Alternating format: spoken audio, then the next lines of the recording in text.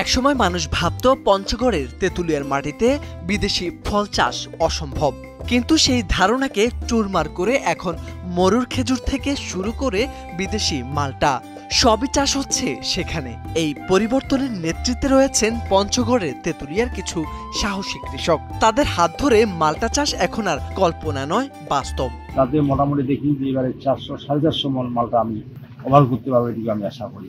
তেঁতুলিয়ার বাংলাবান্ধা এলাকার ফল চাষী জাফর ইকবাল সেই স্বপ্নবাজদের একজন। তিনি প্রথমে বিদেশি ফল মালটার বীজ বপন করেন। অনেকেই ভেবেছিল রোপণের মধ্যেই সীমাবদ্ধ থাকবে সেই মালটা, কিন্তু সবার ভুল ভাঙিয়ে বাগানে ঝুলছে বড়সড় সবুজ হলুদ রসালো মালটা, যা দেখতে প্রতিদিনই ভিড় জমাচ্ছেন উৎসুক মানুষ।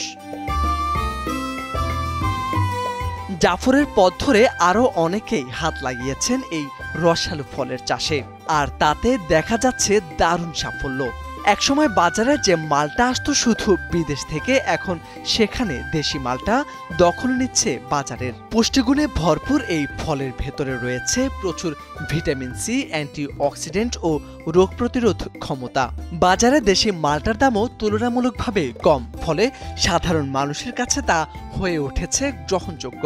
জাফর ভাই যখন মালটা কথা বললো, তখন আমি বললাম যে মালটা কি হবে, দেখি চেষ্টা করে। এখন দেখি মালটা লাগাইছে, এত সুন্দর মালটা দেখা যাচ্ছে 2-1 বছর 3 বছরের ভিতরে, মানে ফল অতিরিক্ত ভালো। চা বাগান এবং মালটা বাগান পরিচর্যা করতেছি, এবং চা বাগান আমাদের লাগানোর পর দেখি চায়ের অত দাম নেই। মালটাতে দেখি আমার চার চেয়ে মালটায় লাভবান বেশি, এবং আগের তুলনায় এবারে ফল বেশি, এবং আমরা আশা করি যে এবারে আমরা লাভবান আরো বেশি হবে। অবস্থিত বাগানটির ফলন এবারে ভালো আসছে।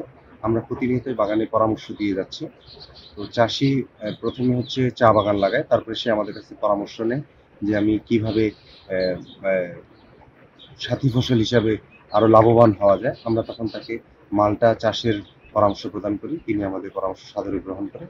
আমরা তাকে চারা, বীজ, সার ও অন্যান্য যদি তাকে আমরা প্রদান করি, তিনি আমাদের পরামর্শ গ্রহণ করেন।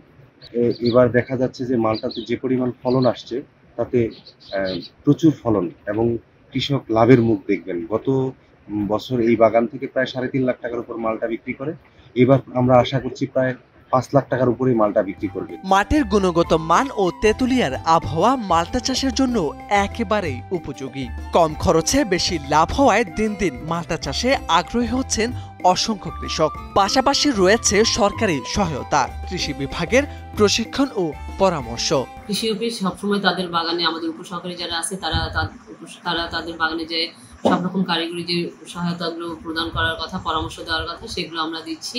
কৃষিবিদদের মতে যেভাবে ফলন বাড়ছে এবং মানুষ আকৃষ্ট হচ্ছে, তাতে অচিরেই মালটা রপ্তানি করার সম্ভাবনা তৈরি হচ্ছে।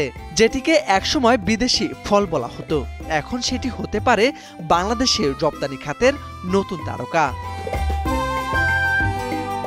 মোরশেদ আলম, সময়ের আলো।